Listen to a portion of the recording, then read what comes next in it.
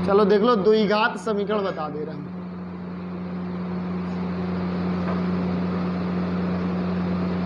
द्विघात समीकरण वाला चैप्टर है, ठीक है, बिल्कुल सिंपल सा 4 चैप्टर है, ठीक है।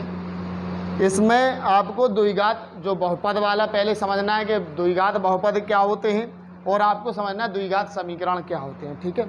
द्विघात बहुपद का मतलब ये है कि अगर ऐसे ax square plus bx plus c ऐसा लिखा हो तो समझ जाना वो क्या है, द्विघात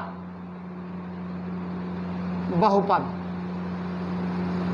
दो घात होनी चाहिए उसमें, किसी भी टाइप का समीकरण हो उसमें दो घात हो, क्या कहलाएगा वो, द्विघात बहुपद। और अगर द्विघात समीकरण आ जाए ना तो उसका वैल्यू ये होता है bx प्लस c इक्वल 0। बस यहाँ पर क्या रख दिया जाता है, इक्वल में 0 रख दिया जाता है, तो समझ जाओ ये हो गया द्विघात समीकरण।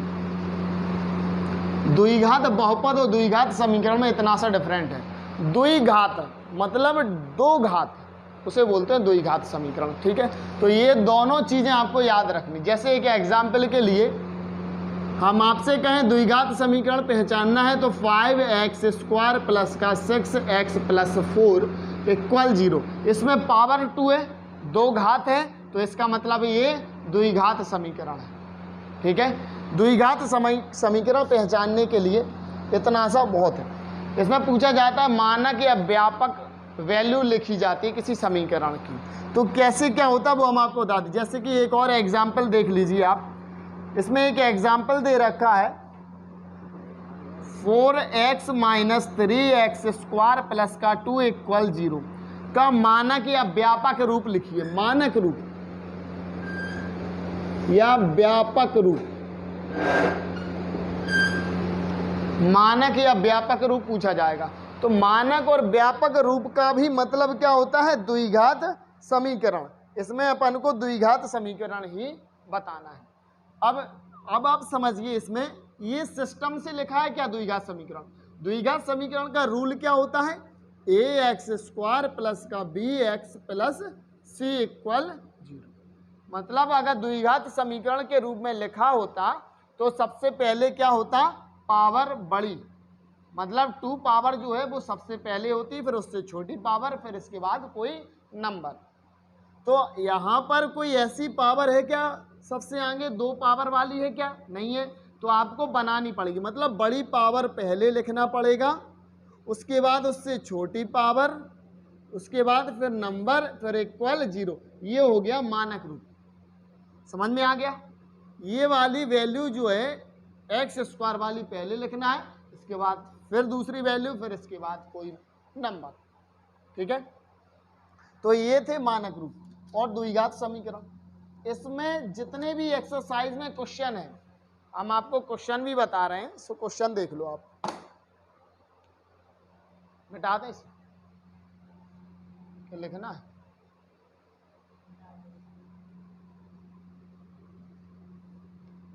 ये लिखा है, देखो 4.1 का, अब ये क्वेश्चन बताएंगे तब आप लिख लेना।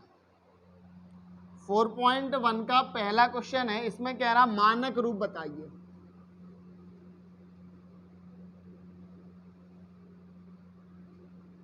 मानक रूप बताना है, क्वेश्चन देखना, क्वेश्चन चारों लिखेंगे, उनके तुरंत आंसर बता देंगे। ऐसे लिखा है 9x प्लस का 6x स्क्वायर माइनस का 1 इक्वल 0। इसके बाद सेकंड क्वेश्चन है 5x स्क्वायर प्लस का 4x इक्वल 1। थर्ड क्वेश्चन है इसका 4y स्क्वायर प्लस का 3 इक्वल 7y। ऐसे 3 क्वेश्चन हैं, इनके मानक रूप लिखना है। तो यहाँ पर हम आंसर लिख रहे हैं, देखो आप, मानक रूप का मतलब क्या है, जिसमें 2 पावर है उसे पहले लिखना है और इसके बाद उसकी छोटी पावर जो है उसे बाद में लिखना है। तो बड़ी पावर 6 है तो 6x स्क्वायर, फिर 9 वाला है प्लस 9x, फिर माइनस 1 इक्वल 0। आंसर इसका मानक रूप लिखेंगे तो ये बड़ी पावर यही है, उसके बाद छोटी पावर है, लेकिन ये 1 उस साइड नहीं होनी चाहिए, उस साइड क्या होना चाहिए 0। तो इसे इस तरफ लेके आओ, माइनस का 1 इक्वल क्या हो गया 0। आंसर। इसके बाद ये देखो थर्ड वाला इसमें भी क्या करना है, बाई वाली वैल्यू को इस साइड लेके आना है। तो ये बनेगा 4/², ये साइड आएगा माइनस का 7/, प्लस का 3 इक्वल। ध्यान रखना ये नंबर जो होता है ना वो पहले x² में होना चाहिए, x² हो या y² हो, कोई भी वैल्यू हो, कोई दिक्कत नहीं है। फिर उसके बाद उससे छोटी वैल्यू, फिर उसके बाद नंबर आना चाहिए। नंबर कहीं बीच में नहीं लिख सकते आप, वो मानक रूप नहीं होगा। तो अब ये हो गया मानक रूप, ठीक है। चलो लिख लो। चलिए दूसरे टाइप के मानक रूप देखिए आप, इसमें भी मानक रूप बताना है। मानक रूप और व्यापक रूप दोनों चीजें एक ही होती हैं, ये याद रखना, ठीक है। पहला क्वेश्चन देखिए आप, 9x² = 10, ये लिखा है क्वेश्चन। इसे मानक रूप में बनाना। मानक रूप का सीधा सीधा सिस्टम क्या है, ax² प्लस का bx प्लस c = 0 में आप बदल दीजिए, कन्वर्ट कर दीजिए। तो क्या करना है आप सुनिए इधर, 9x² ये बड़ा पावर तो है अपने पास, लेकिन bx नहीं है आपके पास, तो कुछ भी नहीं करना, आपको उसे 0 के साथ लिख देना है। x को 0x, जो आपके पास यूनिट नहीं है उस यूनिट को क्या करोगे आप, 0 के साथ लिख दोगे। तो 9x² प्लस bx नहीं है तो bx को 0x लिख रखा है, और ये 10 इस तरफ आएगा तो हो जाएगा माइनस का 10 = 0। बन गया इस जैसा, ax² प्लस का bx, प्लस नहीं हो तो माइनस हो, उससे प्लस माइनस से कोई प्रॉब्लम नहीं होती है, -10 = 0। ये हो गया मानक रूप। इसी का दूसरा क्वेश्चन देख लो आप, 3x - 8 = 0। इसमें क्या x² दिख रहा, x² नहीं है, इसका मतलब है ये मानक रूप नहीं है। मानक रूप बनाना है तो हमने कहा था जो नहीं है उसे 0 के साथ लिख देना है। ये x² दिख रहा क्या, यहाँ नहीं है तो उसे 0 के साथ 0x², उसी के साथ ये पूरा सेम लिख देना, प्लस का 3x माइनस का 8 = खत्म, हो गया मानक रूप। आ गया समझ में। डिफिकल्ट मानक रूप ऐसे ही लिखते हैं आप। अच्छा, इसमें अब जो तीसरा क्वेश्चन है उसमें बताना है कि ये द्विघात समीकरण है या नहीं। अपन को बताना है कि अब जो क्वेश्चन है वो द्विघात समीकरण है या नहीं है। तो इसका पहला क्वेश्चन देखिए आप, 4x प्लस का 10 माइनस x² = 0।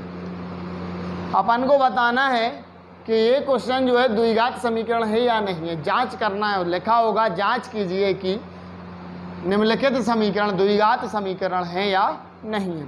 तो सबसे पहले तो रूल से बनाएंगे अपन, मानक रूप में बनाते हैं। सबसे बड़ी पावर पहले, उससे छोटी पावर, फिर नंबर।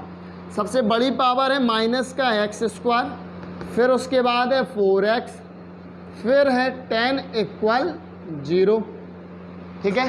फिर इसके बाद आपको द्विघात समीकरण वाला फॉर्मूला लिखना है, ये वाला, ax² प्लस का bx प्लस c = 0। इसे अपन लोग को तुलना करवानी है, कंपेयर करवाना है दोनों समीकरण को। इसमें x², इसमें x² है, यहाँ कोई डिजिट नहीं है तो 1 छिपा होता है, ठीक है।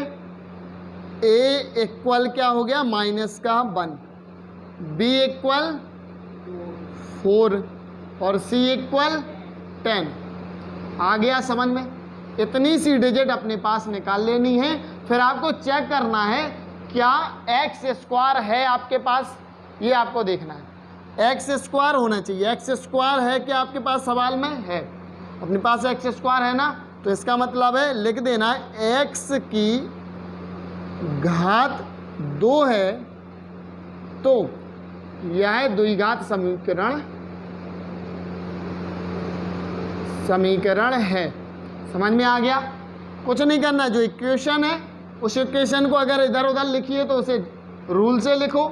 इसके बाद जो है x² है तो इस वाले समीकरण से, द्विघात समीकरण से तुलना करवा देनी है, उसकी a b c की वैल्यू निकालनी है। इसके बाद बड़ी पावर अगर आपके पास है, x² है, तो उसका मतलब ये है कि यह समीकरण द्विघात समीकरण है, ठीक है। देखो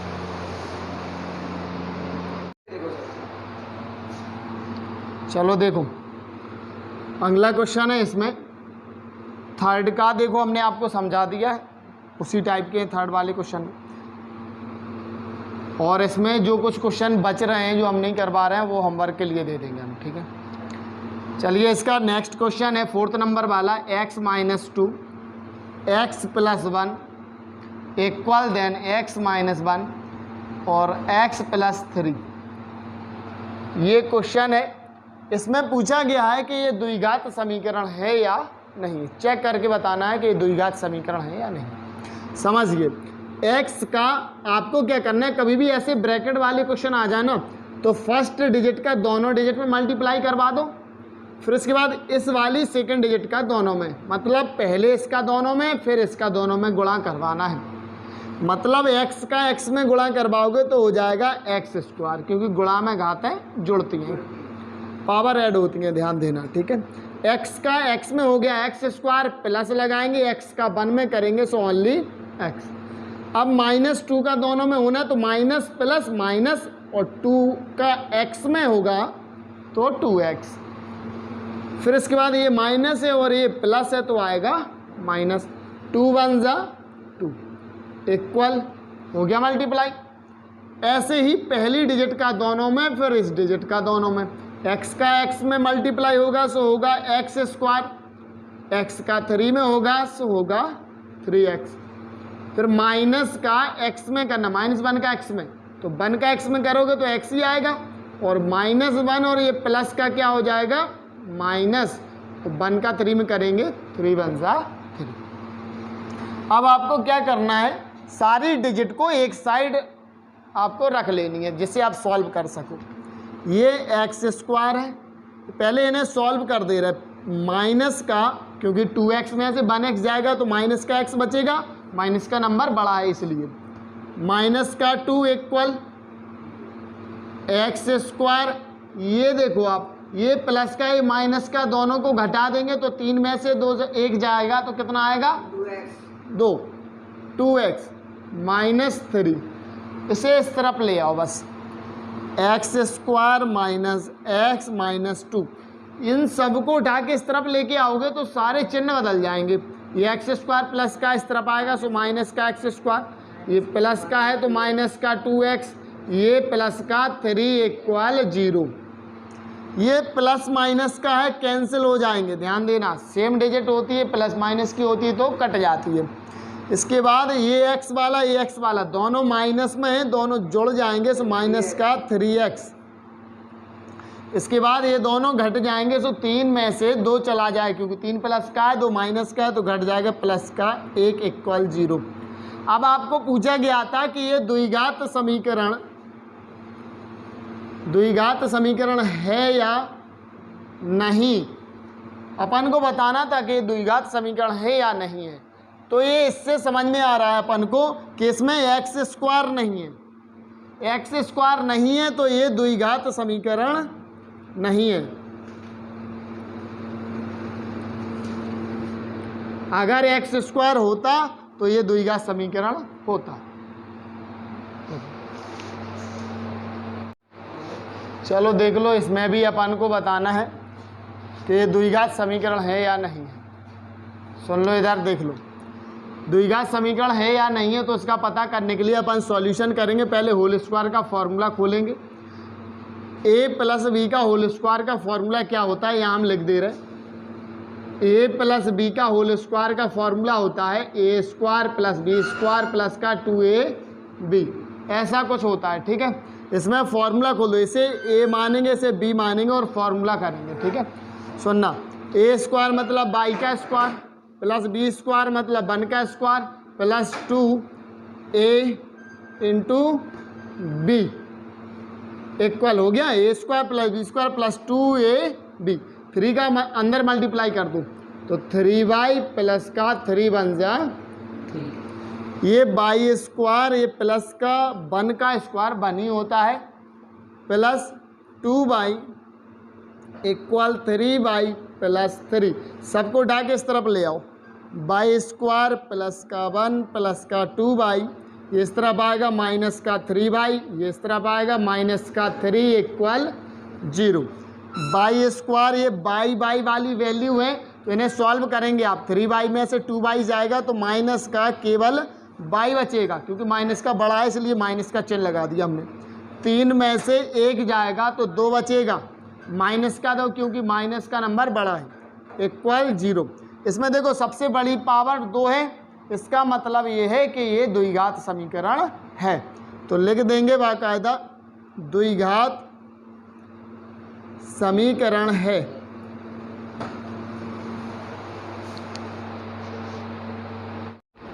देखिए ये और है, इसमें भी बताना है ये द्विघात समीकरण है या नहीं। सुनना, बाई प्लस 1/बाई इक्वल 7 लिखा है, इसमें बताना है कि द्विघात समीकरण है या नहीं है। तो इसमें एलसीएम लेना पड़ेगा, यहाँ 1 लेंगे, इसमें 1 और बाई में एलसीएम बाई आएगा। 1 होता है तो बाई का मल्टीप्लाई हो जाएगा, तो बाई और बाई का मल्टीप्लाई होगा तो by square plus by by same है तो 1 का 1 इक्वल 7। क्रॉस मल्टीप्लाई कर दो तो क्या बनेगा, by square plus 1 equal by का 7 में करेंगे तो 7 बाई स्क्वायर, ये इस तरह साइड लेके आओ तो माइनस का 7 बाई और प्लस का 1 इक्वल 0। बड़ी पावर 2 है, इसका मतलब है ये द्विघात समीकरण है। लो एक्सरसाइज खत्म है 4.1। नेक्स्ट वीडियो में आपको मिलेगी 4.2।